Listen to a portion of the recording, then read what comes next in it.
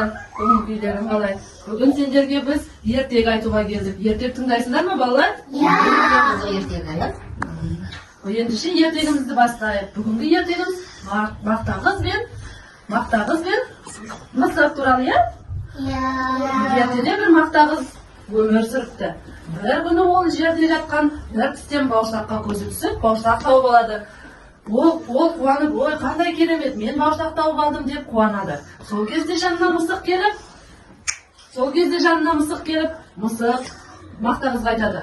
Мақтағыз, сен маған бауырсағыңды берші дейді. Жоқ, мақтағыз, жоқ, сен маған көмектескен жоқсың, мен саған бауырсақ бере алмаймын дейді.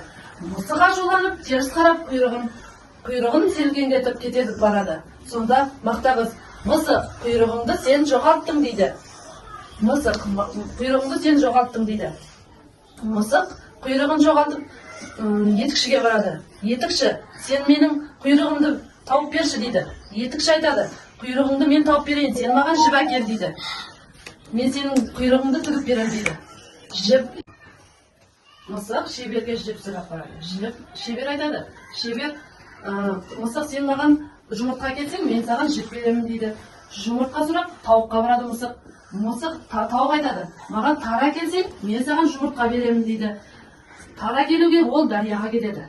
Дария айтады, шелек әкелсең, мен саған тары беремін дейді. Содан мысық тағы мақтағызға оралады. Мақтағызға келеді. Мақтағыз, сен маған шелек берші, мен құйрығымды қайтарайын дейді. Сонда мақтағыз айтады, сен маған көмектескен жоқсың, бірақ жарайды, мен саған көмектесейін деп, мақтағыз мысыққа шелек береді.